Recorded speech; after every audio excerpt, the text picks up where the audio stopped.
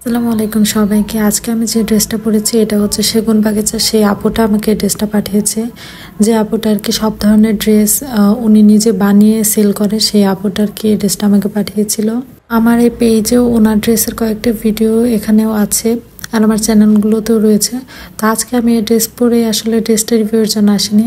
অনেক সুন্দর একটা হেয়ার স্টাইল দেখাবো, যেটা হচ্ছে 3 পিস না, মেইনলি এটা হচ্ছে যে কোনো শাড়ি বা গর্জিয়াস ড্রেসের সাথে এই হেয়ার স্টাইলটা অনেক পারফেক্টলি যাবে।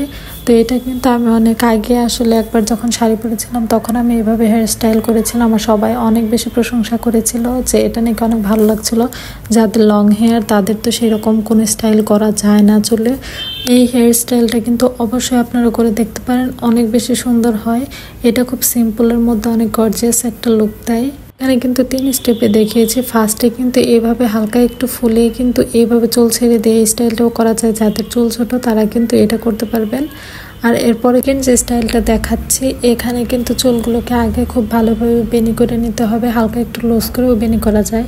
তো আগে 2 সাইডে খুব ভালোভাবে বেনি করে নিতে হবে। যেহেতু আমার চুলটা একটু লং, সেই জন্য আর কি বেনি করাটা খুব বেশি প্রবলেমের হয়ে যায়। আর আমি সাধারণত এত বেনি করে যে খোপা করা এটা আমি করি না, কারণ আমার কাছে খুব বিরক্ত লাগে আর কি। কিন্তু চুল ছোট বা বড় যার যেমনই থাকুক না কেন, এইভাবে কিন্তু বেনি করে এই খোপাটা করলে অনেক বেশি সুন্দর হয়। তো আমি কিন্তু শাড়ির সাথে এভাবে খোপা করে তারপরে কিন্তু একটা হোয়াইট কালারের ফুল দিয়েছিলাম। আজকেও আমি ওই ফুলটা দিয়ে এখানে হেয়ার স্টাইল করে দেখাবো। তো বিভিন্ন ইউটিউব চ্যানেলগুলোতে কিন্তু এই হেয়ার স্টাইলটা অনেক বেশি ট্রেন্ডিং আছে এখন। অনেকভাবে অনেকে এই হেয়ার স্টাইলটাই দেখায়।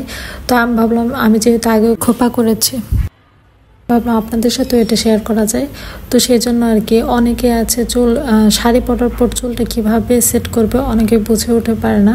তো আগে আমারও এরকম প্রবলেম হতো, বাট যেহেতু চুল লং সেই জন্য আর কি চুল খোপা ছাড়া তেমন কিছুই করা হয় না। তাই খোপাতে মোটামুটি বলা যায় আমি এখন এক্সপার্ট হয়ে গেছি। আর যেহেতু আমি হিজাব পরি, তো বেশিরভাগ সময় দেখা যায় চুল খোপা করে ওইভাবে হিজাব পরা হয়, তেমন আর কোনো স্টাইল করা হয় না।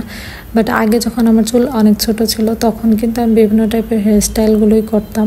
কিন্তু এখানে খুব ইজিলি একটা কাঁকড়া দিয়ে কীভাবে এই হেয়ার স্টাইলটা করেছি সেটা দেখিয়েছি। কিন্তু আপনারা যখন বাইরে যাবেন অবশ্যই 2 সাইডে যে চুলগুলো পেঁচিয়ে বাঁধা হয়েছে 2 সাইডে মৌ ক্লিপ বা কালো ক্লিপ যেগুলোকে বলা হয়, ওগুলো দিয়ে কিন্তু আপনারা সেট করে নেবেন। নাহলে বাইরে যখন ঘোরাঘুরি করবেন তখন কিন্তু চুল খুলে যাওয়ার একটা চান্স থাকে। যেহেতু আমি বাসায় এই হেয়ার স্টাইলটা করেছি তাই আমি আর তেমন কোনো ঝামেলা করিনি। আর আমার চুলে ওইভাবে শ্যাম্পু করা নেই, এখন হালকা একটু অয়েলি আছে, তো সেই জন্য আর কি খুব ভালোভাবে সেট হয়েছিল। তো আপনাদের কার কাছে এই হেয়ার স্টাইলটা কেমন লেগেছে আমাকে কিন্তু অবশ্যই জানাতে ভুলবেন না। আমি কিন্তু এখানে খুব সহজে দেখিয়েছি। যাদের চুল একদম পাতলা তাদের কিন্তু হেয়ার স্টাইলগুলো খুব ভালোভাবে না করলে খুব বাজে লাগে দেখতে। আসলে সামনে যদি চুলগুলো একটু হালকা ফুলিয়ে এভাবে খোপা করা হয় তাহলে কিন্তু বেশ ভালো লাগে দেখতে। আজকের মতো এ পর্যন্তই। ভালো থাকবেন সবাই।